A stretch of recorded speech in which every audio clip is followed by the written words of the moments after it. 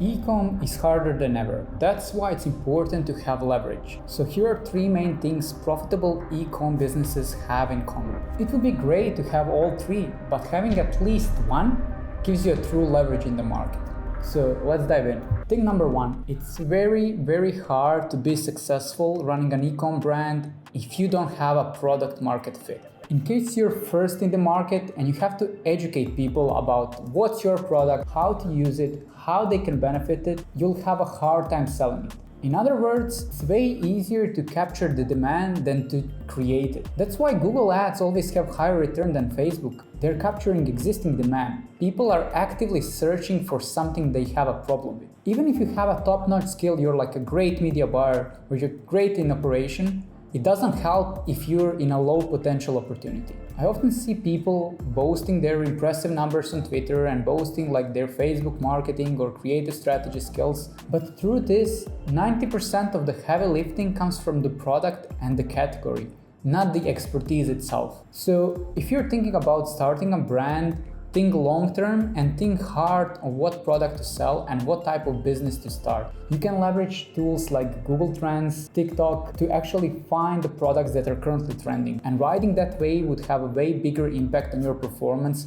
than just starting from scratch. Thing number 2, the power of MVP, or in other words, testing before the launching, especially before you launch a whole store or you buy an inventory. Forget building an entire product, start with just a sample. Create a minimum requirement to have a proof of concept. In other words, create a simple sales page or product page, target a single customer avatar with your ads. How to get those ads? Well, you pay UGC creators from that niche to produce various ads with different messaging. Let's say between 5 and 10 variations, each targeting different angles. You can spend like 3-5K testing all these ads. If you see sales coming in, you talk to customers about potential delay or you issue a refund. This strategy saves you a ton of money and time. I did this process for multiple 7 and 8 figure brands when they were testing a new product. So we used a specific custom conversion that was fired only when someone bought that new product. So because we realized a lot of people were clicking on that new product but ended up buying original one. So you would think, okay, this product is a winner, but it actually was not. So this gives you clarity if people are actually interested in buying this product. If they're not, you would not be stuck with a lot of inventory of the product that nobody wants. That's why it's always better to let the market decide if your product is worth selling.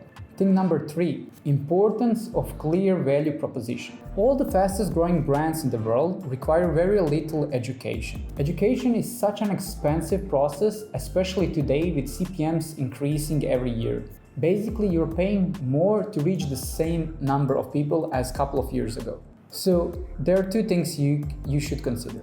You want your product either to be clearly understood, so that basically a kid could understand what you're selling, with just a simple image and a call-out text above that. An example of this is a clothing, shoes, or jewelry. The products are self-explanatory, and even when running a catalog ad, you could see what the product is. Another great way is if you have a product that solves a problem. But the catch is to try to present solving the product with a unique mechanism your product has. Basically, something that's superior to your competitors or to other similar solutions. The case is a lot of people with that specific problem you're solving already tried different solutions that did not work. When you position your product as a superior and something new, you have a higher chances of selling a product. This is the most important part of many VSLs and the reason why a lot of them convert so well. Basically, you either want to save them time, save them money, or make something more effective. I'm also gonna share one bonus thing why people have success with their brands or brands that are just starting. So in case you're an influencer with an existing audience, or you can find one to help you collaborate on the brand and be the face of the brand, definitely do it. Just think of Prime and Logan Paul. He monetized the product just because he had a huge following.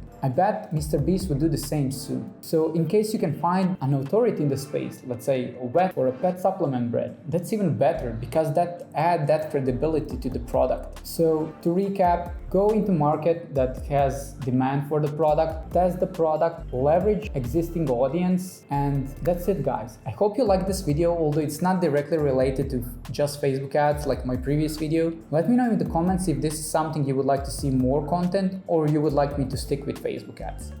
Thank you.